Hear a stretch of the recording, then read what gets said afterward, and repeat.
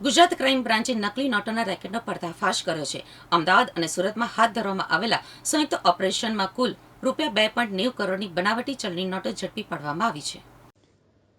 ગુજરાતમાં ક્રાઇમ બ્રાન્ચે નકલી નોટોના એક એવા રેકેટનો પર્દાફાશ કર્યો છે જે જાણીને સૌ કોઈ ચોંકી ઉઠ્યા છે. અમદાવાદ અને સુરતમાં હાથ ધરવામાં આવેલા સંયુક્ત ઓપરેશનમાં કુલ ₹2.90 કરોડની બનાવટી ચલણી નોટો ઝડપી પાડવામાં આવી છે.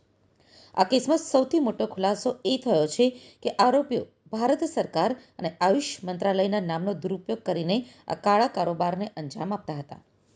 અમદાવાદ ક્રાઇમ બ્રાન્ચે સુરતથી આવતી એક શંકાસ્પદ ગાડીને આંતરી હતી. આ ગાડી ઉપર ગવર્મેન્ટ ઓફ ઇન્ડિયા લખેલું હતું અને તે સત્યમ યોગ ફાઉન્ડેશનની હોવાનું સામે આવ્યું છે.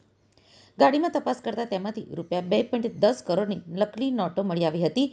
તપાસમાં બહાર આવ્યું છે કે પોલીસ ચેકિંગથી બચવા માટે આરોપીઓ આયુષ મંત્રાલયના નામનો ઉલ્લેખ કરી સરકારી ગાડી હોવાનો ઢોંગ કરતા હતા. અમદાવાદમાં મળેલી સફળતા બાદ ક્રાઇમ બ્રાન્ચે સુરતના ઉધના વિસ્તારમાં દરોડા પાડ્યા હતા. અહીંથી પોલીસે નકલી નોટો છાપવાનું હાઈટેક પ્રિન્ટિંગ મશીન અને વધુ ₹80 લાખની નકલી નોટો કબજે કરી છે. આમ કુલ મળીને ₹2.90 કરોડની નકલી નોટો પોલીસના હાથે લાગી છે. ક્રાઇમ બ્રાન્ચે આ મામલે અત્યાર સુધીમાં 6 આરોપીની ધરપકડ કરી છે. આ ટોળકી ક્યારથી આ રેકેટ ચલાવતી હતી, અત્યાર સુધીમાં કેટલી નોટો બજારમાં ફરતી કરી છે અને આ નેટવર્કના તાર ક્યાં સુધી જોડાયેલા છે તે અંગે સઘન પૂછપરછ હાથ ધરવામાં આવી છે. ઉચ્ચ પોલીસ અધિકારીઓના મતે આ રેકેટના પર્દાફાશથી અર્થતંત્રને નુકસાન પહોંચાડવાનું મોટું કાવતરું નિષ્ફળ બનાવવામાં આવ્યું છે.